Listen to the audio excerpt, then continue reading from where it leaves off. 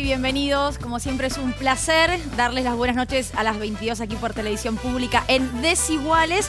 Y este programa trata sobre este 2020, el año de la pandemia, el año de la incertidumbre, el año en el que me pregunto, ¿vivimos o sobrevivimos? El año en que no solo gobiernos, sino las sociedades, nosotros como personas nos encontramos ante una realidad totalmente desconocida. Nos encontramos ante todo lo que no es la certeza. Y pregunto, ¿quién tiene la brújula hoy por hoy? ¿A quién le creemos de esto va a pasar, tranquilo que esto se va a terminar, tranquilo que esto va a estar mejor? Yo creo... Nadie, absolutamente nadie. Caruso, ¿cómo le va? ¿Qué dice Lucila? ¿Todo Muy bien? Bueno, estábamos repasando con Lucila en los alrededores del programa, efectivamente, los episodios que hemos hecho ya de Desiguales, ¿no? Hablamos de odio, hablamos de desigualdad, hablamos de fake news, es decir, de mentiras informativas, hablamos de democracia. Y da la sensación que cada uno de esos temas, en una situación como la que atravesamos en este 2020 de pandemia, se ponen manifiestamente y de una manera muy brutal en juego. Y hasta se observa nítidamente cómo condiciona nuestra vida política, nuestra vida social. Casi que le da sentido al programa, digamos, ¿no? Pero efectivamente todas estas cosas que venimos charlando en el programa, en una situación como la que estamos viviendo, aparecen de un relieve muy manifiesto y muy interesante para analizar. El rol del Estado, el rol de los medios de comunicación, el rol de distintas personalidades destacadas, el rol incluso nuestro dentro de una sociedad, ¿no? Digo, cómo nos movemos, hasta qué punto damos o recibimos en el medio de una pandemia. Y también cómo empieza a jugar ya a fin de año, porque esto comenzó en los primeros meses del 2020, el estrés, el cansancio, el agotamiento, el decir, basta, queremos que se termine, pero no. Digo, aunque querramos, eso simplemente queda en eso, en un deseo. La pregunta, Pablo, es, y te la dejo a vos a ver si me la querés responder, ¿se puede? Digo, ¿hay una salida? ¿Hay una solución a todo esto? Yo le pongo mucha fe a la salida comunitaria, a la salida colectiva, pero eventualmente, ¿se acuerdan que en el comienzo, en los primeros meses de toda esta situación, estaba la pregunta si salíamos mejores?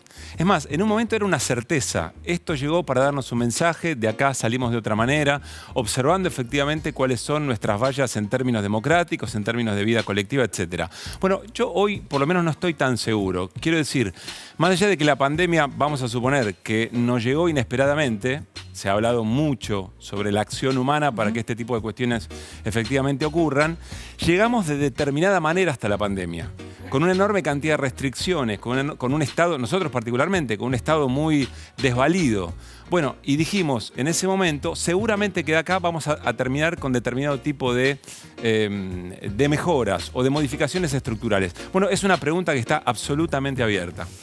Nos comimos la curva de la canción Color Esperanza. No sé, digo, eso Sí, se lo voy a dejar a Darío para que lo responda. Tenemos a dos grandes invitados, tengo muchas ganas de escucharlos. Además, a Nora Bar, periodista científica, y al actor y productor Pablo Charri, pero también... Por supuesto está con nosotros el querido Darío Stanraiver. Antes de presentarlo, recuerden que pueden escribirnos al hashtag Desiguales en Twitter. ¿Qué dice Darío, querido? ¿Cómo anda? ¿Cómo andan? Bien. Bueno, gracias. Estaba escuchándote, Pablo, en la presentación y me quedo con esta idea, mejores o peores.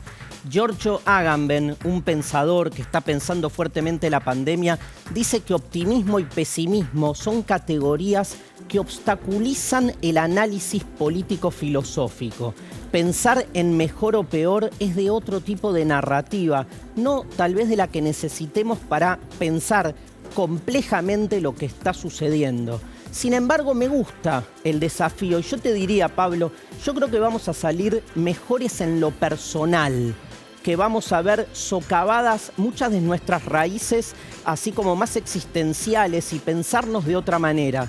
Pero en lo social, en lo político, soy pesimista. Y soy pesimista porque me parece que la pandemia viene sacando no lo mejor, sino lo peor de nosotros. O en todo caso, si me permitís, creo que la gente que de alguna manera ya venía siendo jodida y virtualmente descomprometida con el otro, potenció esa actitud.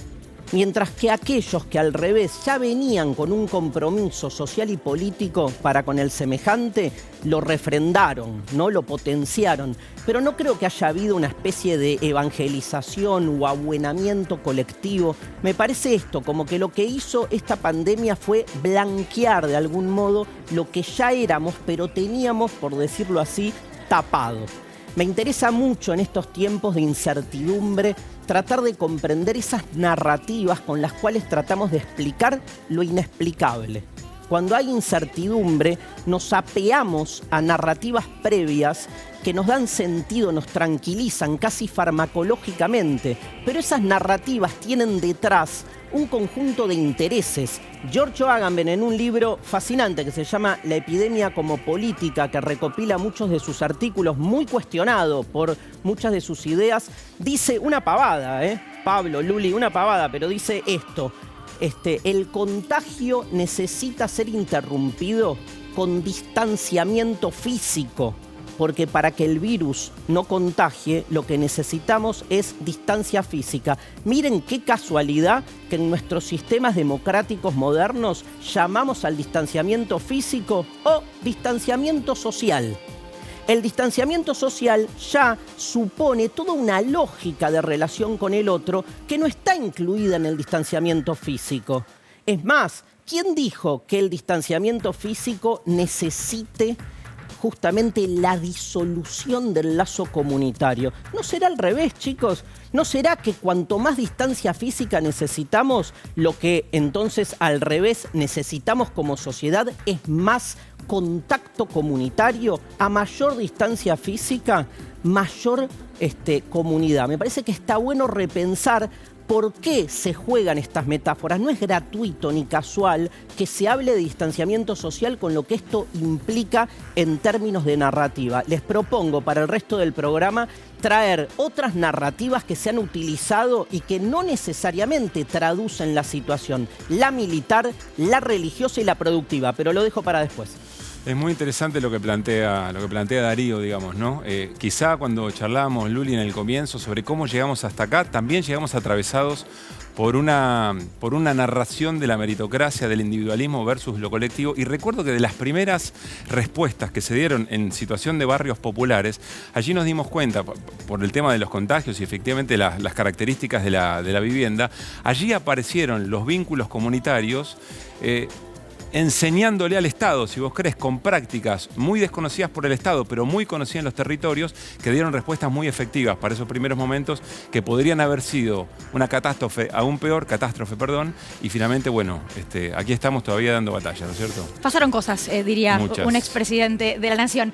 Estamos ya con los invitados en el piso, estaban escuchando incluso a Darío, así que vamos a presentarlos formalmente. Estamos con Nora Bar, lo decíamos, ella es periodista, científica, además es editora del diario La Nación y escribió en distintas publicaciones relacionadas con el tema. Una voz autorizada, podríamos decir, en este contexto de pandemia. Y está con nosotros también Pablo Echarri, actor, productor y además él es tesorero, si no me equivoco, integra la comisión directiva de SAGAI, la Sociedad Argentina de Gestión de Actores e Intérpretes, ciudadano de este planeta y de esta comunidad también para charlar desde ese punto de vista todas las experiencias que nos han tocado vivir en este tiempo, digamos, ¿no? Ahí estamos todos absolutamente iguales en este programa que, de llamarse Desiguales, me parece que le da mucho sentido a temas como el de hoy.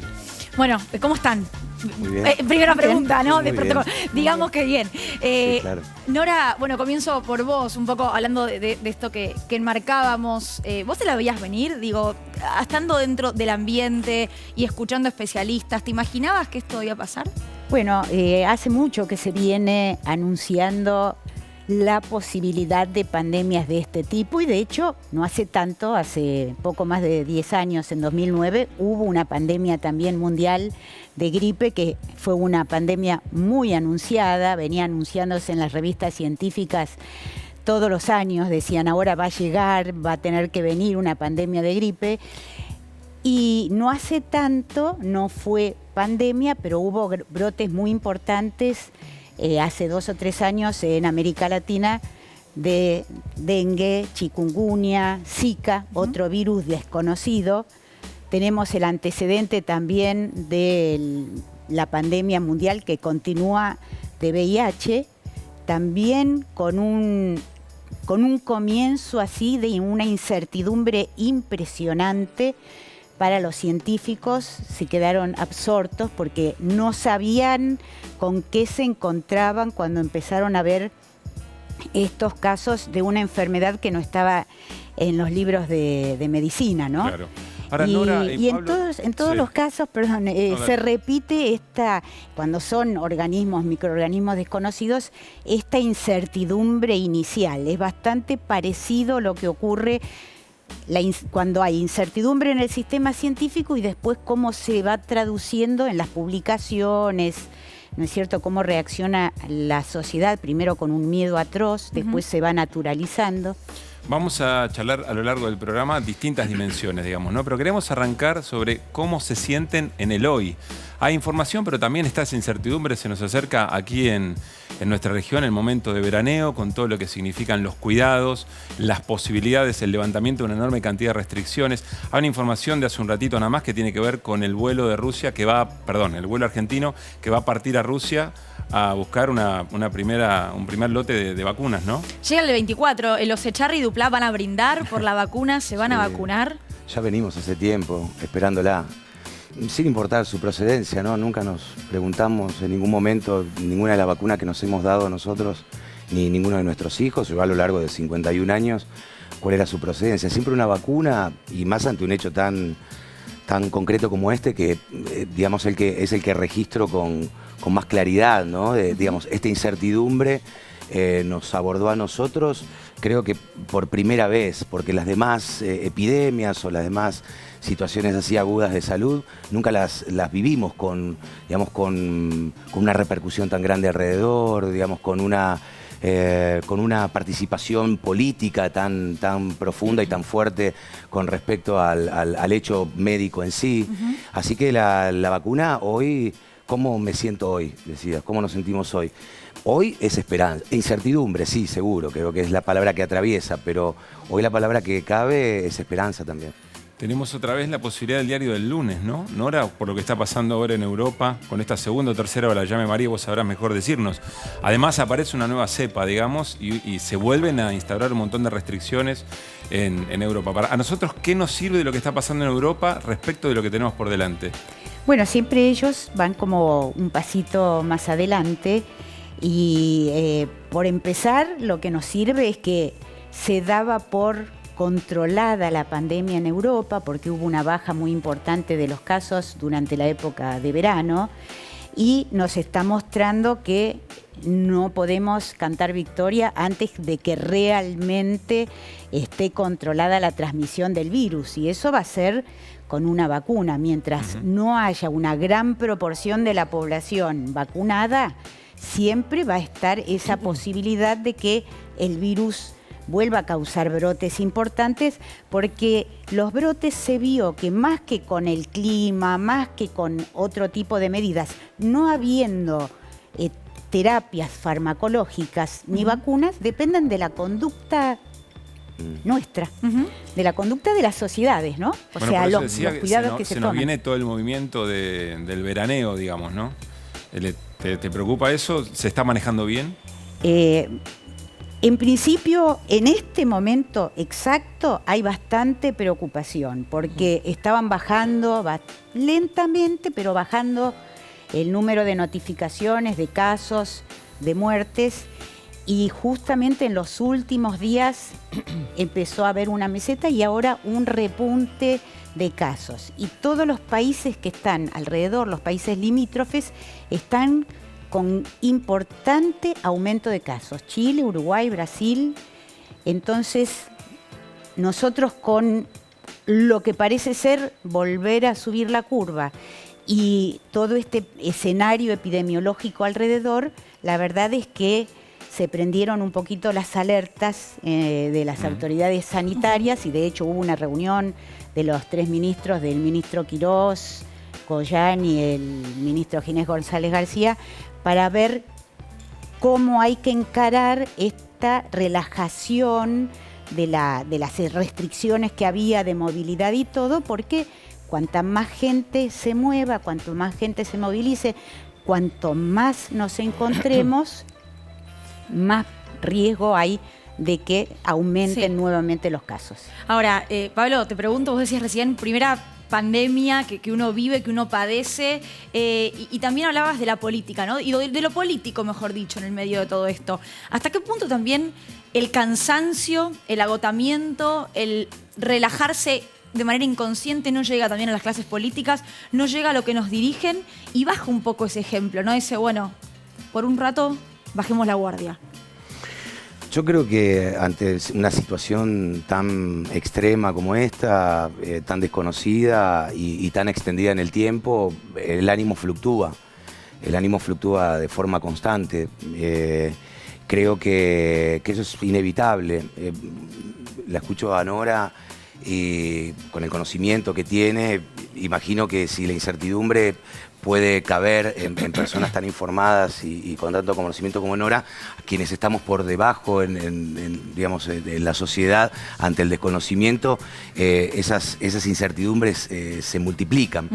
Después creo que esos estados de ánimo son muy bien captados, muy bien tomados por cierto sector, digamos que de alguna manera es formador de opinión, o quienes están un poco por encima nuestro a la hora de generar políticas o de estar también en la lucha y en la pelea política, donde son utilizados un poco a placer, ¿no? O sea, todos entendíamos que en una enfermedad que no tenía características conocidas y no había una terapia efectiva y, digamos, siempre estaba supeditado a una vacuna, el hecho concreto de generar esa incertidumbre podría llegar a ser utilizado de alguna manera.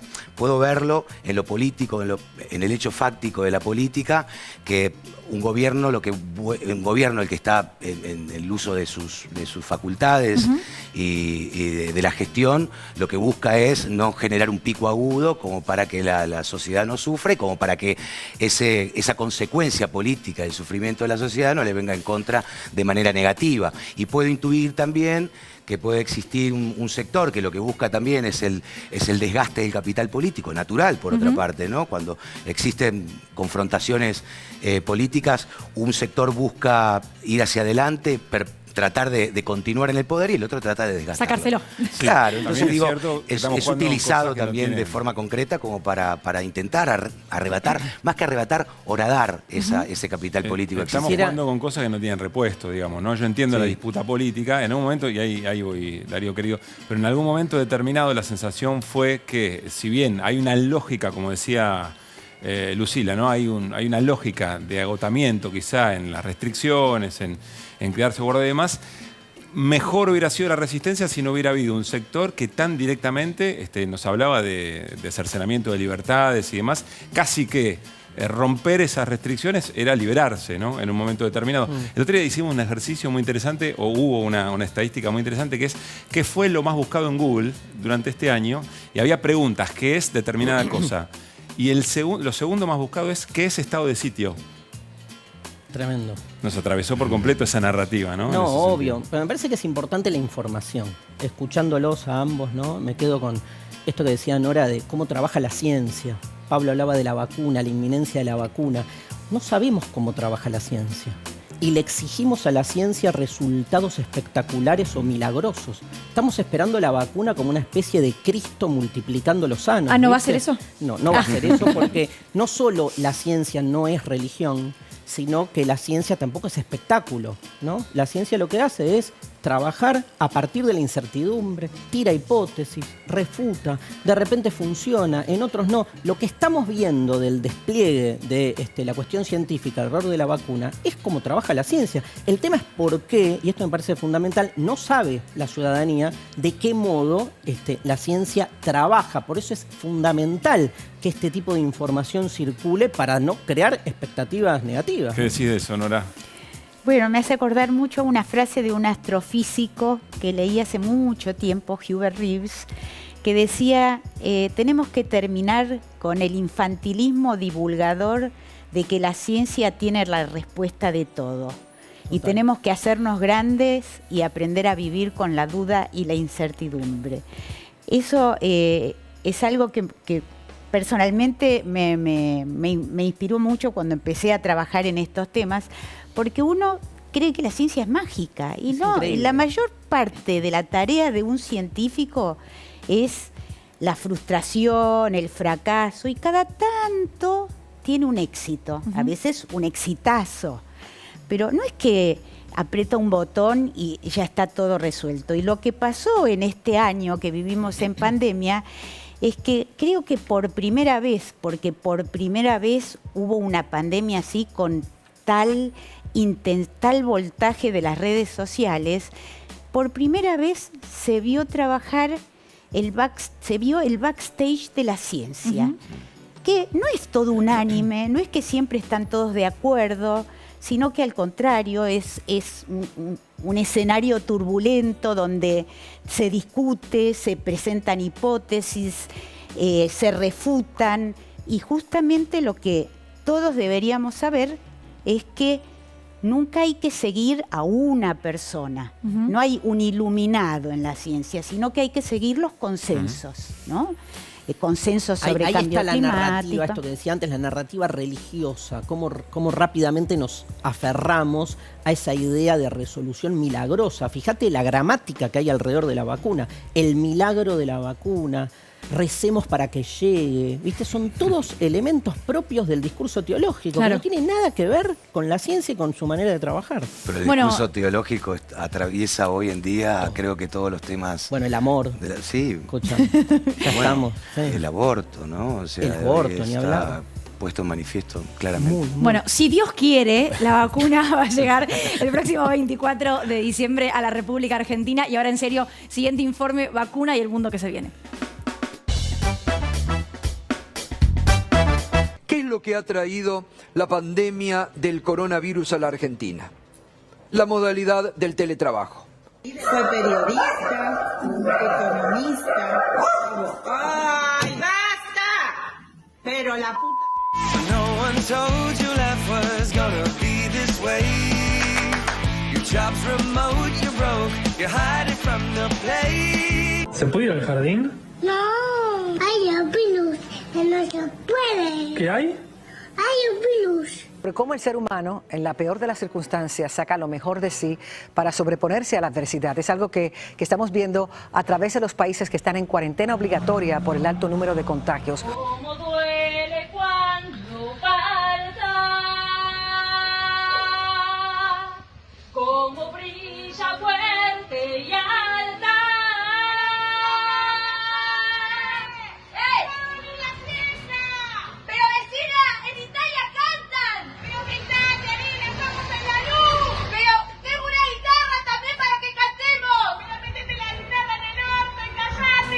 No se pueden tocar físicamente, pero se tocan a través de la música. ¿Qué extrañas de la vida antes de la cuarentena? El amor físico, ¿no? Sí. Pero lo llamativo y lo hermoso es cuántas posibilidades de amor hay aún en cuarentena. Paciencia, paciencia, chicos. Ya falta muy poquito. Y listo. Es hora de vacunarse. No puede ser que nos quieran instalar el nuevo orden mundial, que nos quieran dar una vacuna que después va a venir ¿de quién? ¿De Bill Gates la vacuna? ¿Qué va a tener esa vacuna? Niños abortados va a tener esa vacuna. Yo esa vacuna no me la doy. El presidente brasileño Jair Bolsonaro dijo el sábado que no se pondrá la vacuna contra el COVID-19. Yo no voy a tomar. Es un derecho mío. No la tomaré. Es mi derecho. Son imágenes de un acontecimiento que se estudiará en los libros de historia de Estados Unidos. Este joven sanitario ha sido uno de los primeros en recibir la vacuna de Pfizer. Nunca más me vacuné, me pasé la del pollito, la del chanchito, todas las gripes de mierda y esta es una gripe más. No seamos idiotas, no sean idiotas. Voy a tomar un poquito de mi CDS. Oxigena la sangre y viene divino. La ANMAT sacó una alerta en relación a que no es un producto aprobado, que no solamente no tiene evidencia de beneficio, sino que puede ser tóxico. La verdad es que a nosotros nos preocupa mucho que por ahí comunicadores o personas que tienen mucho impacto en la opinión pública y también pueden impactar en la conducta de alguna persona, generen esa situación en relación a que se puede poner en peligro también porque puede ser tóxico. Por lo menos que nuestro pueblo quede sabiendo que esto que viene no es una vacuna, es una sustancia transgénica, querido. Tiene ácido ribonucleico para modificar el genoma de quien lo recibe y ser un robotito. Va a esterilizar a los varones. Nosotros no le preguntamos a nadie qué ideología tiene la vacuna. Yo la vacuna rusa no me la pongo ni en pedo. Lo que le preguntamos es si salva vidas de argentinos. Y si salva vidas de argentinos, vamos y la compramos y la inyectamos en los argentinos para que salve vidas de argentinos. Y la verdad es que no me importa quién es el que la produce.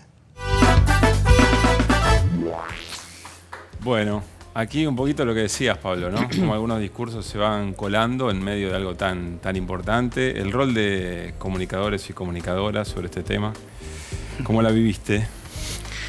Creo que fue y es una época donde la sinrazón toma un lugar preponderante, ¿no? Digo, no de toda la población en general, pero sí un sector muy bastante ruidoso y que tiene descrédito casi por todo, ¿no?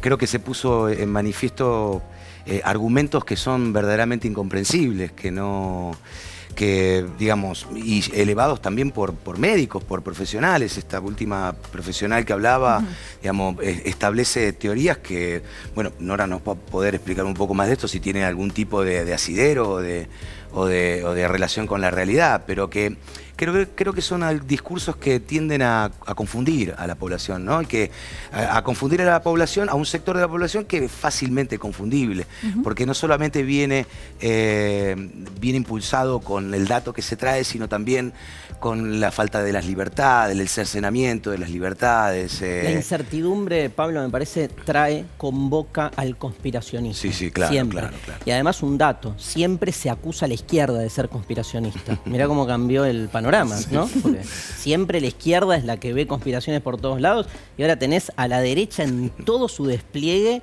en ese lugar. Sí. Increíble. Ahora, lo peligroso, y agarrándome lo que dice Pablo también, no es solo los comunicadores, sino en hora escuchábamos a presidentes, ¿no? Como el de Brasil, por ejemplo, que hace unos días dijo, bueno, si se convierten en yacaré después de vacunarse, no es mi problema. Digo, ese es el nivel intelectual de Jair Bolsonaro. Y vos padeciste en carne propia lo que es el coronavirus, vos estuviste internada, de hecho podés dar fe de que existe, de que lamentablemente uno la pasa mal.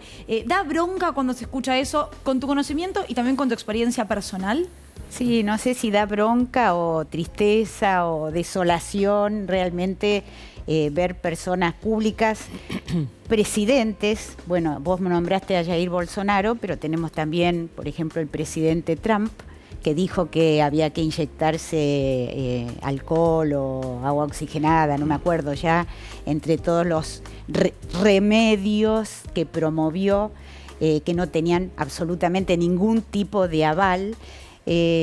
Pero peor es cuando incluso los propios científicos o personas como médicos, especialistas, que hacen gala, digamos, de su autoridad o de un presunto título, utilizan los medios de comunicación para difundir mentiras. No digamos falsas verdades porque son mentiras directamente y confundir.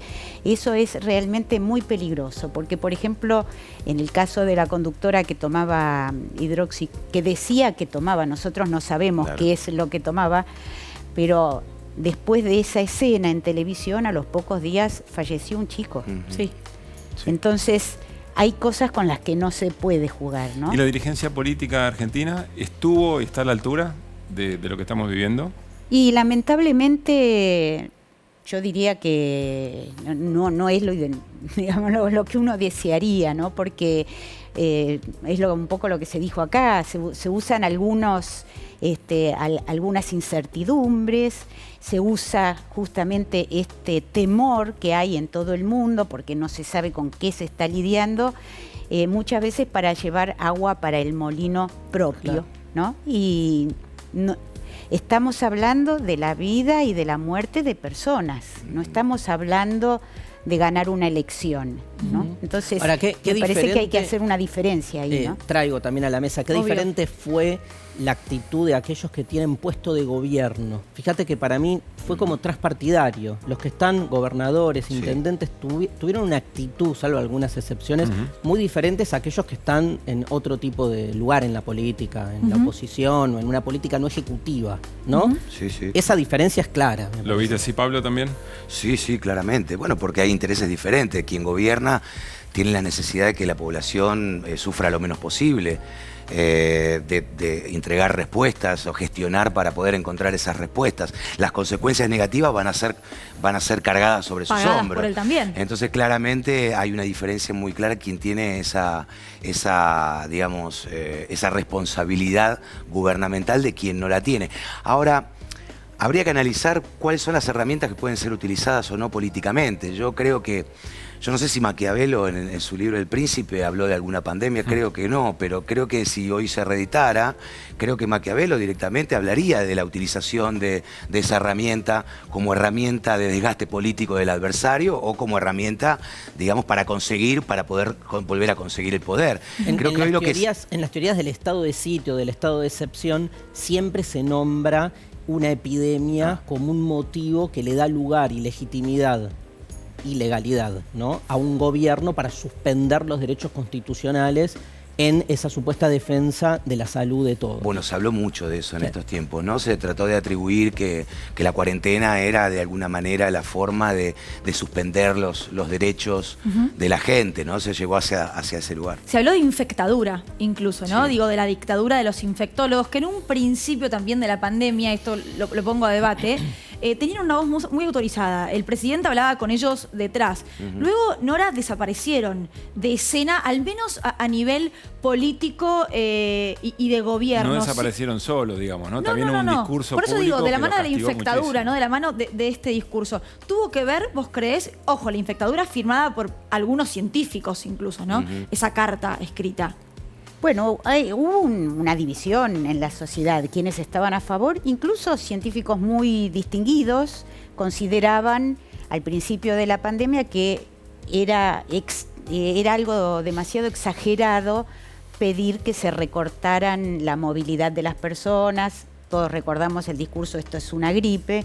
Bueno, pasados 11 meses de pandemia, o casi 12, porque se secuenció el virus en enero de 2020, de este año que termina, cuando uno hace una revisión de qué cosas dieron más resultado para controlar los brotes y al mismo tiempo preservar la economía de los países, se encuentra con que los países que tuvieron una acción más decidida de restricción de la movilidad de sus ciudadanos fueron los que pudieron salir más rápidamente del problema. Ahora, Nora, igual hay algunos sectores que dicen, bueno, así todo, con todas las restricciones que efectivamente a la que nos sometieron, ¿no?, la cuarentena más larga del mundo, etcétera, etcétera, tenemos lamentablemente 40.000 personas que fallecieron por COVID, entonces marcan ese número como un fracaso de la estrategia. ¿Vos coincidís con eso? Bueno, no podemos decir que eso es algo a favor, digamos. Tendríamos que... Lo que deseable es que hubiéramos tenido muchísimo menos gente pero que murió, ¿no es cierto? Pero para lograr eso habría que haber optado por estrategias mucho más estrictas de restricción de la movilidad, rastreo de asintomáticos, no solo de sintomáticos, sino también de asintomáticos.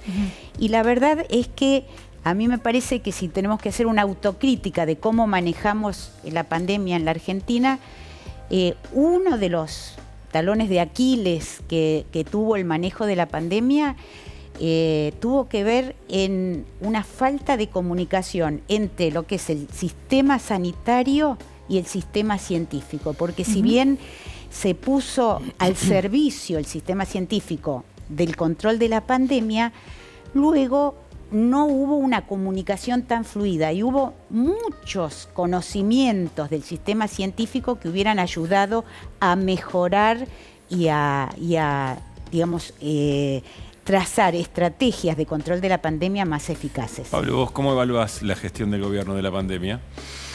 Yo recuerdo que los primeros las primeras declaraciones hablaban de una restricción de cuarentena para tratar de alguna manera poner a punto el sistema sanitario ante la realidad que venía de Europa, que claramente estaba en un paso adelante nuestro. Digamos, una Europa bastante castigada, algunos de sus países en lo que tenía que ver con el sistema de salud pública. Veníamos nosotros de cierta caída, de cierta desfinanciación del sistema de salud pública también. Y recuerdo que el argumento tenía que ver con preparar ese sistema de salud para que a ningún argentino o argentina le falte una cama o un respirador. Yo recuerdo que esa era el leitmotiv. Y que aguante, que se reconstruya el sistema. Exacto. Como dice Nora, uno no puede tomar 41.000 muertos como un número positivo, pero definitivamente no. Ahora, el argumento de que el sistema de salud pública fue reforzado, claramente fue reforzado, ustedes me podrán decir, lo sabrán más que yo, Nora lo sabrá más que yo. Las camas, digamos, la ocupación de las camas no superaron el 70%, o números mayores a eso, ¿no? Más allá de que hubo que lamentar y habrá que seguir lamentando vidas. Entonces, yo que me siento bastante cercano a este modelo de pensamiento, veo ahí un éxito, ¿no? Veo ahí un cierto suceso. Ahora, bueno, creo que después, con el tiempo, la realidad, el desgaste político, tengo que volver a traerlo. Creo que el gobierno en algún momento tuvo que reaccionar de alguna manera, ceder a esa presión política, a esa presión periodística, política, que la gente también ejerció en la calle en pleno momento de pandemia, donde muchos de nosotros asistíamos azorados a expresiones multitudinarias de gente que básicamente no guardaban esa distancia social o no cuidaban las cuestiones mínimas para no contagiarse. Creo que de alguna forma fue cediendo y le fue dando lugar a esa declaración de que ya la cuarentena no existía, que estábamos en pandemia y que ya la herramienta principal iba a ser solamente la del distanciamiento social, más el cuidado del lavado de las manos y el uso de tapabocas. Creo que claramente nosotros no hemos vivido el segundo brote, por decir, la segunda ola. Creo que la llegada de la segunda ola puede ponernos en una experiencia diferente, una experiencia más parecida. Digo, la experiencia que va a venir en la Argentina es reflejarse en Europa, digo, no va a cambiar mucho. Tal vez nosotros tenemos cierto changüí, tenemos cierto viento a favor, porque, bueno, como bien lo decía Nora, no depende de las temperaturas ni demás, pero estamos en la antesala de la llegada. Ayuda. El verano ayuda. Ayuda un poco. Pero ayuda no si es nosotros definitivo. lo ayudamos, ¿no? Claro. Pero estamos en la antesala de la llegada de la vacuna y tenemos puesta muchísima esperanza que el efecto de esa vacuna sea positivo. Entonces, tal vez, digo, dentro de mi ignorancia, corregime Nora si me equivoco, la llegada de la vacuna genera esperanza porque puede hacer que ese pico sea menor. Pero bueno, creo que nos estamos reflejando paso a paso de lo que resulta en Europa. Bueno, con esta idea de que, bueno, que si Dios quiere, si Dios mediante. Dios mediante. Sí. Dios mediante. No, una de las enviadas del Gobierno Nacional que está en Rusia es la viceministra de Salud, secretaria de Acceso a la Salud, igual es su cargo formal, Carla Bisotti, y nuestros compañeros del noticiero de la televisión pública de manera exclusiva desde Moscú hablaron con ella, así que lo vamos a compartir. Nosotros estamos recibiendo 300.000 dosis del componente 1 del adeno 26 y estamos trabajando fuertemente para recibir pronto también el segundo componente y estamos también entre mañana y pasado volvemos a tener reuniones para poder tener algo más de precisiones en relación a la entrega de la segunda entrega que tiene que ser durante enero. Son 5 millones de dosis, alrededor de 5 millones de dosis, también en función de la necesidad de la escalada de producción, y Argentina está planeando recibir entre 10 y 15 millones de esquemas de vacunación entre diciembre, enero y febrero y marzo para poder vacunar a esta población, a esta primera parte de la población priorizada, con el objeto de disminuir el impacto en la morbilidad, en la mortalidad y el impacto social y económico que está teniendo esta pandemia. Ese es el objetivo de Argentina. Quiero preguntarle algo a Nora vinculado a lo que decía Carla Bisotti, porque claramente los casos van a volver a aumentar, va a haber una segunda ola por lo que estamos charlando recién. Lo que la vacuna va a evitar inmediatamente es que aumente la cantidad de casos graves, digamos, ¿no? La mortalidad, pero casos... Disminuye, ¿no? La vacuna disminuye la mortalidad. No sabemos si va a haber una segunda ola.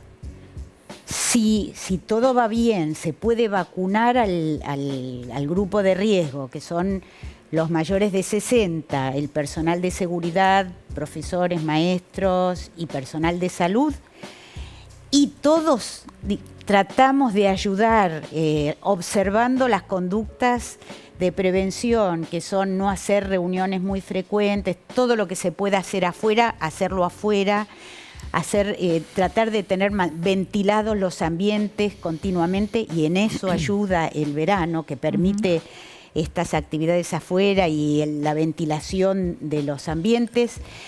Bueno, tal vez se puede evitar, y es la esperanza de las autoridades sanitarias, que se pueda evitar una segunda ola como la que está viviendo Europa en este momento. Pensemos que, por ejemplo, Alemania, que era el país modelo de Europa, está en este momento con una situación angustiante. Inglaterra la tenemos con la nueva cepa y una cantidad de casos impresionantes. Ahora, fíjate, y también de muertos, ¿no? Cómo reformular algunas palabras, ¿no? Que decíamos un poco antes. Todo el mundo habla de la pospandemia.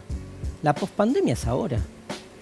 O sea, la nueva normalidad no es lo que va a venir después, no hay un después. Tenemos que poder salirnos de esa idea de que esto va a terminar como si terminara una película y todo volviera a febrero de este año con una suelta de barbijos colectiva. O sea, ahora hay una nueva realidad que llegó para quedarse. Esta nueva normalidad supone un montón de cambios. El tema es que esos cambios, ver qué consecuencias tienen desde la salud, pero también desde lo político. Claro. Yo decía al inicio, a mí me preocupa muchísimo, obviamente, y confío mucho en el modo en que la ciencia aborda el tema. Ahora me preocupa cómo queda impregnada en la subjetividad, metafóricamente, ciertas formas de vínculo con el otro. O sea, la pandemia en algún momento va a terminar. Ahora, las metáforas quedan. Y claro, esa relación con el otro, de ser una relación, digamos, de una distancia fea, ¿viste? De que el otro se haya vuelto un agente de contagio permanente, inminente, me preocupa muchísimo, porque aparte el otro ya era un agente de contagio.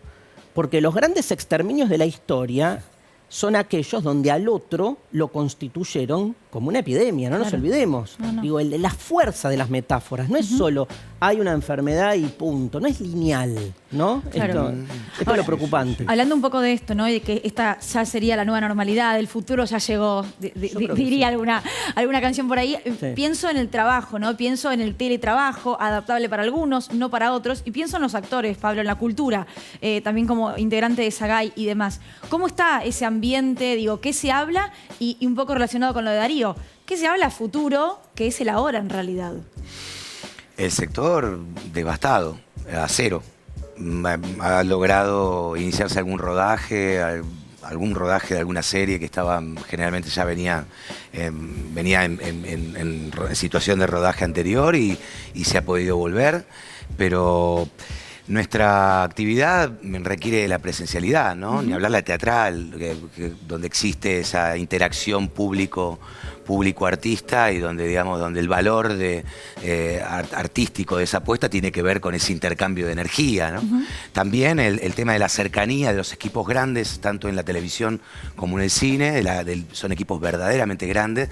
Está la proximidad del, bueno, lo hemos vivido acá, del sonidista, del director, la charla con el director, la charla de los actores entre sí, digamos, cómo se va a contar una historia de amor en tiempos de pandemia, ¿no? O sea, cómo se va a reemplazar un beso o un te amo a con sentirme, PCR negativo previo.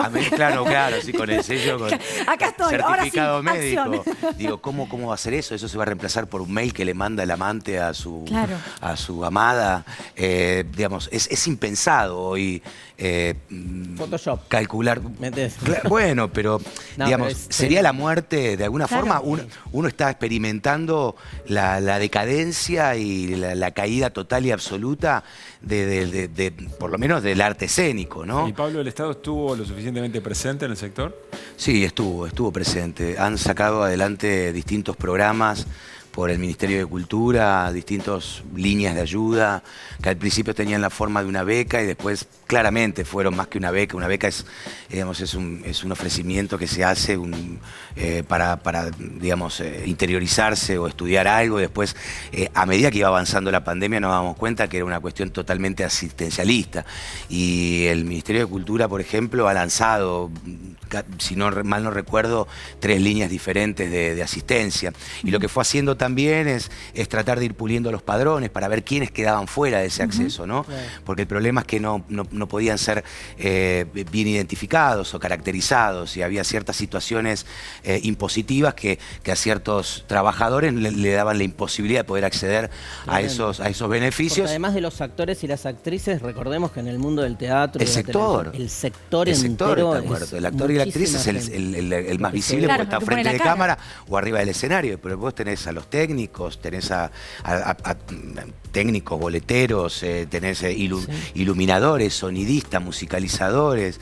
El sector la pasó y la pasa verdaderamente mal. Hay un nivel de esperanza muy grande. Han sucedido en el comienzo con el comienzo de este gobierno también algunas otras leyes que han avanzado, que por ejemplo a nuestro sector le han traído bastante ilusión, como por ejemplo la promulgación de la Ley de Economía del Conocimiento. La Ley de Economía del Conocimiento introduce a la producción audiovisual, producción y postproducción audiovisual en formato digital, como que está esperando su reglamentación, que está en ciernes, y eso en una llegada de una nueva normalidad nos daría un incremento en lo que es la oferta laboral.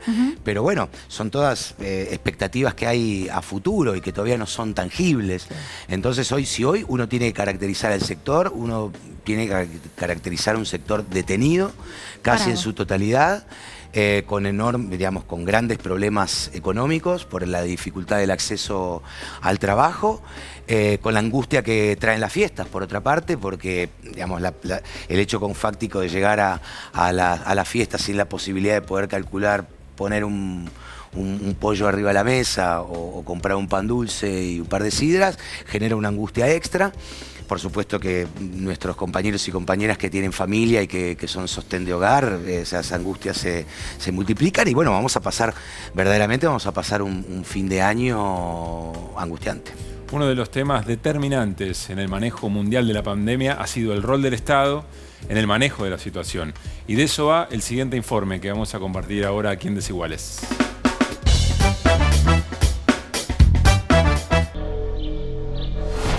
En 2020 nuestro mundo cambió. Una plaga mortal se extendió como pólvora. Los expertos sabían que llegaría e intentaron advertirnos. No hay duda de que va a haber un brote sorpresa. When I was a kid, the disaster we worried about most was a nuclear war.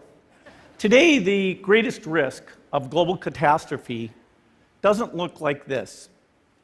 Instead, it looks like this. If anything kills over 10 million people in the next few decades, it's most likely to be a highly infectious virus rather than a war. Finalmente, la Organización Mundial de la Salud declaró la propagación del nuevo coronavirus como una pandemia. A partir de las 0 horas de mañana, todos tienen que quedarse en sus casas. Estoy pálido, cambiando de canal. Los ticos parecen repetirse siempre igual. Nada empieza ni termina en este mambo de espiral. Estamos todos metidos en un quilombo universal. En los meses que quedan por delante, ¿qué decisiones tomaremos? ¿Vida o economía? Agora não podemos criar esse clima todo que está aí. Prejudica a economia. Isso é uma histeria. Acaba morrendo muito mais gente. Vão morrer alguns do vírus? Sim, vão morrer.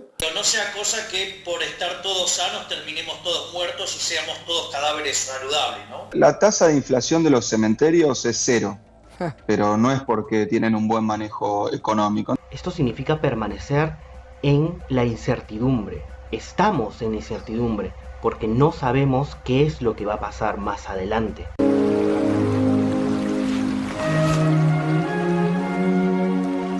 ¡Vamos a vivir! Pero además ha cambiado también nuestra forma de sentirnos. La seguridad con la que antes nos movíamos por todos lados ya no está. Y es posible que algunos y algunas de nosotros tengan miedo, incluso a morir. ¡Vamos a morir! cuando llueve nos mojamos todos. Y ahora nos está lloviendo a todos. Quiero creer que puede llegar a servir como para tratar de ponerse en el lugar de los demás. Estamos dependiendo mucho de los demás. Ese puede ser el agente modificador. El saber que estamos dependiendo de los demás. Es un gran golpe al ego. En este momento nos damos cuenta que necesitamos muy poco para vivir.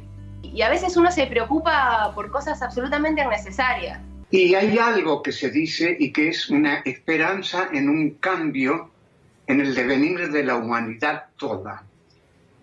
Yo no comparto mucho esas esperanzas optimistas. No es esta la primera peste que afronta la humanidad, y de todas las pestes no salió una humanidad nueva.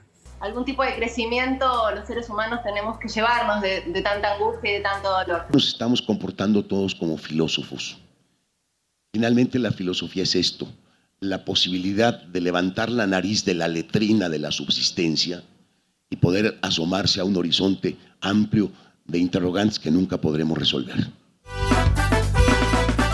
Bueno, estamos todos queriendo sacarle trabajo a Darío Stanraiver en este contexto, todos preguntándonos, debatiendo en la mesa, por Zoom, por teléfono, por donde sea. Filosóficamente explotó el tema. El audio de WhatsApp es de filósofo directamente. Cuando arrancás, viste, y lo dejás ahí.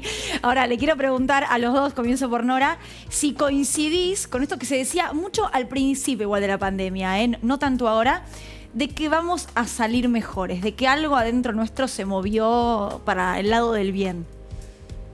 Yo la verdad dudo. Qué carita metió Nora, ¿no? Yo dudo porque, bueno, basta con ver, por ejemplo, lo que está pasando con las vacunas. Cuando uno ve que ya los países más poderosos vaciaron las góndolas de las vacunas, como bien decía un artículo justamente de un diario norteamericano hace unos días, ¿no es cierto? Canadá tiene 6 veces comprometida la cantidad de dosis de vacunas para su población, para darle 6 veces. Reino Unido 3, creo. Sí, Reino Unido 3, Europa creo que 4 y Estados Unidos 4. Desiguales. Muy desiguales, sí. Y se piensa que tal vez va a haber países pobres que van a recibir la vacuna en 2024. O sea, se va a salir adelante al final porque va a llegar la vacuna, pero no es que inmediatamente vamos a estar todos, un poco lo que decía Darío, ¿no? No es que ya de repente decimos, bueno, esto terminó y empezamos todo donde lo dejamos el 31 de diciembre del año pasado. Antes de escucharlo a Pablo reflexionar sobre esto, mire lo que decía Emmanuel Macron, que no es necesariamente un líder de ultraizquierda de ninguna manera, el 12 de marzo, es decir, en el primer impacto de la pandemia en Europa. Lo que revela esta pandemia es que la salud no es un gasto, sino más bien algo indispensable, y que existen bienes y servicios que deben ponerse por fuera de las reglas del mercado. Esto llamó mucho la atención. Ahora, ¿será así? ¿Pasaremos? ¿Cómo la ves, Pablo? ¿Seremos mejores? ¿Podremos dar este tipo de cambios estructurales que hasta Macron se animaba a plantear? No sé cuál es la aplicación al sistema de salud, digamos, el presupuesto que le aplica Macron en el sistema de salud. No conozco la realidad francesa. No, pero para un líder es el Estado el que tiene que gestionar eso y no el mercado. Eso seguro, digamos. Sí. Para un líder liberal me suena más a discurso que a un hecho fáctico, ¿no? De hecho, la experiencia que uno va teniendo es que generalmente los líderes más cercanos al neoliberalismo, o sea, recortan los presupuestos de salud y no toman a la salud como una inversión para el bien de su comunidad, ¿no? Al contrario, siempre lo toman como un gasto. Salud pública, ¿no? Esa es salud pública, claramente. Ese es el problema. Después coincido con Nora y coincido con Darío también. O sea, creo que hay una decadencia en lo general, en lo grupal hay una decadencia. Creo que la aceptación mansa de la proliferación de las noticias falsas, del hecho de que creo que es otra pandemia, ¿no? Creo que esa es una pandemia intelectual que algún día deberemos abordar, que hay otros países que lo están abordando un poco más de frente, muestran un poco la degradación del ser humano, ¿no? Y de lo que son capaces de hacer con tal de ganar un poroto político o acomodarse un poco mejor en la carrera política. Entonces creo que ahí se está viendo una decadencia y algo verdaderamente negativo. Y por lo contrario, creo que el hecho individual, ¿no? Como lo decía Darío ahí, ¿no? Quien se compromete con su comunidad, quien siempre se preocupó por el otro, quien estuvo atento o le dolió o sintió el malestar de su prójimo, más allá de no conocerlo, no ser un familiar directo, creo que intensificó esa ayuda o por lo menos, sí, esa ayuda concreta. Creo que los timbres de las casas suenan mucho más frecuentemente, con la gente pidiendo recursos de los más básicos, desde una ayuda económica a un paquete de fideos. Creo que los que... me voy a incluir, me incluyo porque la verdad siempre sentí que me ocupé y me preocupa el bienestar de la gente. Estos hechos me han sensibilizado un poco más esa cuestión. A mí me parece que la pandemia es un poco como la fama. La fama, en el momento uno se manifiesta de una manera muy clara. Nos ha pasado por ahí los que hemos empezado en esta actividad o en la televisión. Hemos llegado un día, transitado los primeros pasos y nos hemos demostrado solícitos, amables, digamos, criteriosos. Cuando a veces la fama viene y genera un cierto beneficio alrededor,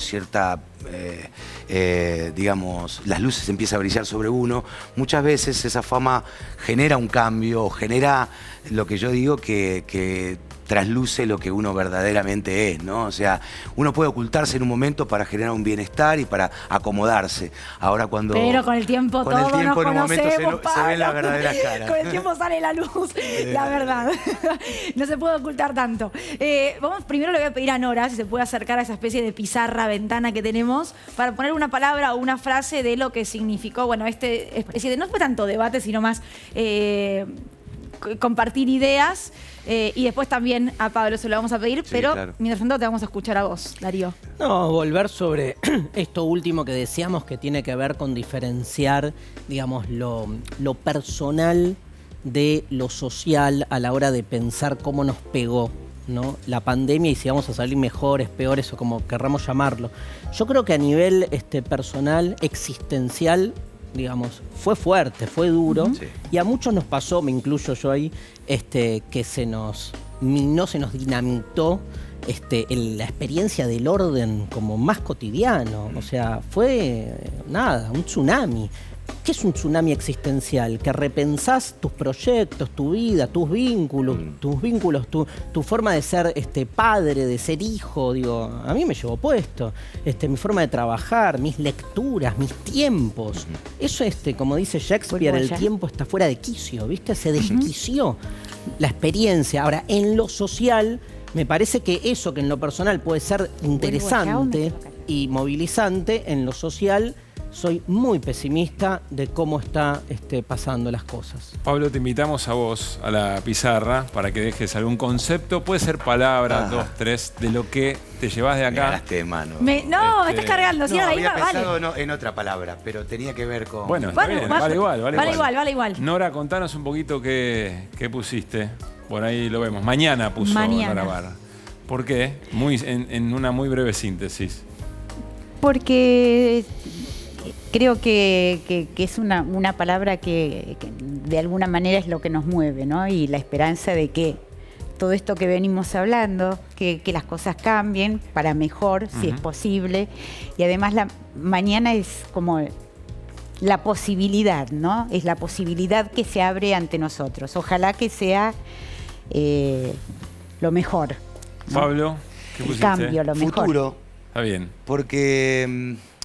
¿qué otro componente más grande tiene el futuro que incertidumbre, digo, ¿no? O sea, creo que la incertidumbre es un hecho que nos genera ansiedad, que nos genera inseguridad, pero creo que también es un motor que es el que nos agudiza para ir puliendo a medida que vamos caminando nuestras estrategias para llegar a mejor puerto, digamos, ¿no? O sea, si uno tuviera la certeza de a dónde va a llegar y cómo va a ser el mañana, cómo va a ser el futuro, seguramente se relajaría y dejaría que eso suceda. En cambio, la incertidumbre, el futuro está cargado de incertidumbre y creo que es un extraordinario motor para caminar.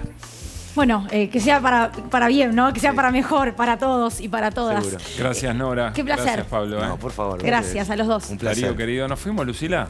Nos fuimos, último programa del año, el que Así viene, es, 28 de diciembre. Y aquí estaremos en vivo, ¿eh? ¡Feliz Navidad! Para esto 24, ¿no? Claro, para sí, todos. felicidades. Adiós.